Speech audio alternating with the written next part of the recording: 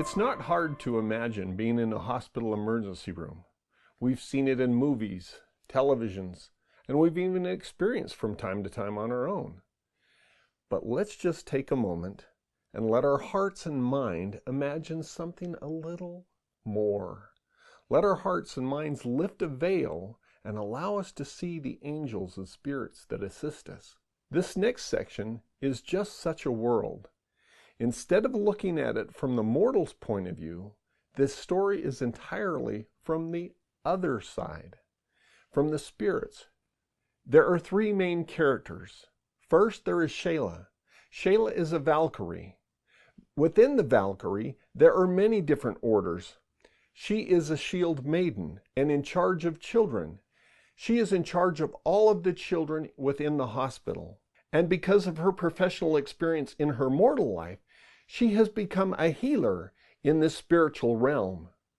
And second is Kaylee, the guardian angel of our third character, Claire, a young girl who was playing with her friend in a tree when it was suddenly struck by lightning, causing her to fall and sustain severe injury to her head and neck. Emily is her friend and also has sustained severe injury. There's also a young man. We don't get to meet him much, but let me tell you, he's making a cameo appearance. He is very important to the story, but his story will be a whole new book. Enjoy. Chapter 45, Claire's Accident. Medical Hospital, Amarillo, Texas, Friday, November 18th. A woman of power and perfection strolled quietly through the corridors of the hospital at a steady and determined pace. She was tall, sleek, and beautiful. She was a Valkyrie, and her name was Shayla.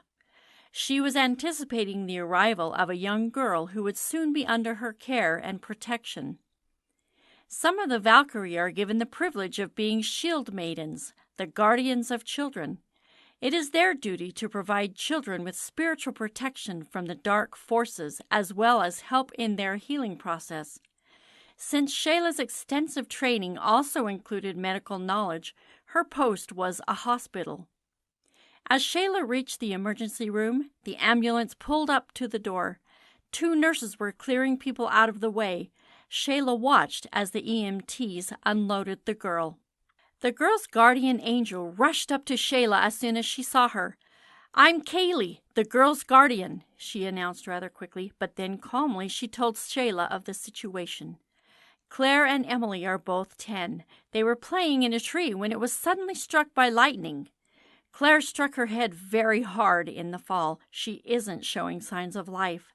The EMTs also suspect some electrical shock from the lightning bolt." Shayla nodded in understanding. "And where is Emily?" "The tree split in two," Kaylee responded. "A large limb fell on Emily, causing severe injury to her neck and spine. The other EMTs are still in the process of getting her out because of how cautious they need to be." Shayla and Kaylee followed close behind as the hospital staff rushed Claire into an emergency room. A couple of doctors met them there and began trying to revive her. Suddenly, another spirit came running up to Shayla. He was a young man who looked terribly distressed.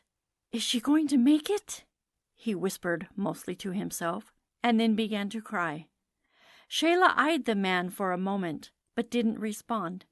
Instead, she turned her attention to Claire's body on the operating table. Careful not to touch the mortals, she reached in between them and touched Claire's hand. She quickly sensed and determined her vital signs. Just then, Claire's spirit began to exit her body. Shayla let go of her physical hand and took her spiritual one to help her down off the table. As Claire jumped down from the table, the sobbing young man stared at her in horror. He turned and ran from the hospital. Startled, Claire asked, "What's wrong with him?" "I'm not quite sure," Kaylee replied. Then, turning her attention to Claire, she greeted, "Hello, Claire." "Hello." "Grandma!" Claire realized who she was standing next to and embraced her. "Kaylee, sorry to interrupt," Shayla apologized, "but we don't have much time." Yes, you're right, the guardian agreed. She released her hug. Claire, this is Shayla. She will be watching over you during your stay in the hospital.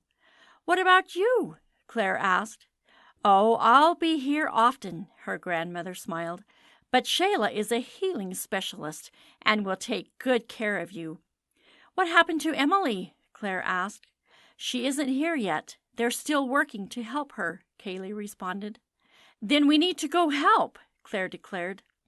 Kaylee looked up at Shayla for direction. You may go, Shayla confirmed, but please hurry. Claire's body is under a lot of stress and needs her spirit to help with the healing process. Thanks, they both replied, and the two were gone. Shayla was left to herself to care for Claire's body. Shayla was actually grateful for the time alone. She hadn't mentioned anything to Claire or her grandmother, but she had some concerns from her first touch and scan of Claire's body. She needed to act quickly. Moving to the foot of the table where she could work unencumbered by the frantic medical staff, Shayla stood up tall, reached down, and took hold of Claire's ankle. Then she shut her eyes to focus her energy into the body. As she did, the heart monitor signaled a weak but more regular heartbeat, giving the staff a stronger sense of hope. There was a general sigh of relief that could be heard around the room. The doctor and staff continued to monitor Claire's vital signs and to try and determine what was going on. Meanwhile, Shayla was probing deeper, more thoroughly, and more powerfully than any device, method, or test the staff had. She sensed every part of the body, system by system, and organ by organ. It was as though she was a microscopic speck swimming around and understanding everything she saw. As Shayla moved through Claire's brain, she checked for damage caused by the impact of the fall.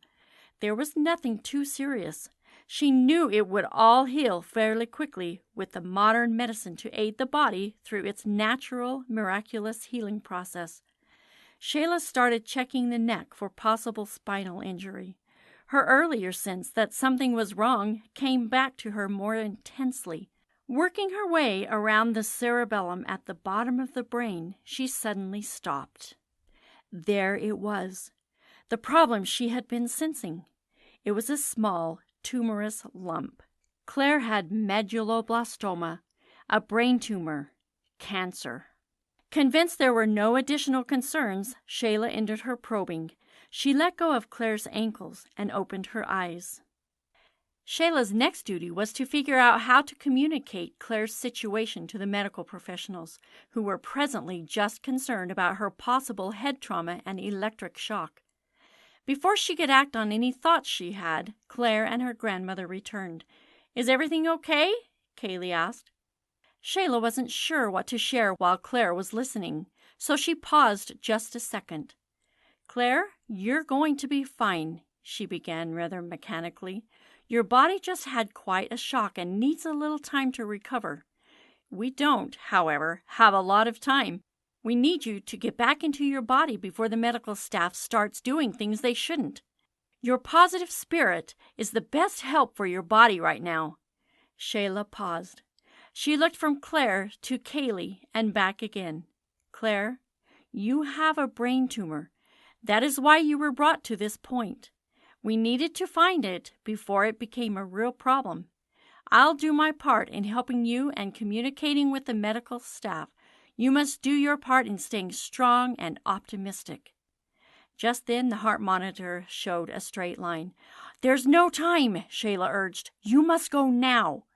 With a nod from Claire and a blown farewell kiss from Kaylee, Shayla helped Claire climb up onto the table and lie down into her body. The doctor was grabbing the defibrillator, but before he could use it, a nurse called out, "It's working! Her heart is working!" It took a few minutes for Claire to be able to open her eyes, but when she did, she softly whispered, "Thank you." Several of the nurses clutched at their hearts in wonder, and Shayla grinned. "You're welcome," she replied to Claire. "Stay strong." I hope you enjoyed this section, and I strongly encourage you to pick up a copy or listen to the audio and begin your own journey into the world of Siriandol. Thank you.